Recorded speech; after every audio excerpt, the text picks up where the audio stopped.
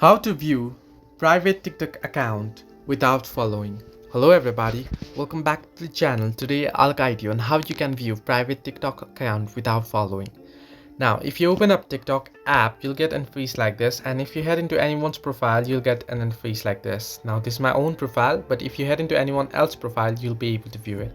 However, if they have blocked their account or set their account to private, you won't be able to view it until you follow them and until they approve your follow request. The only way to look at that account without following from your account is if you tap on the username at the above of your screen, you'll be able to add an account.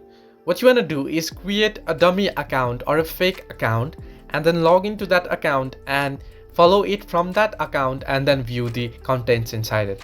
This is the only way you can view a private TikTok account. There is no any other option that you can do so. Hope this helped you. Do like and subscribe, and do not forget to leave a comment down below if you have any further issues.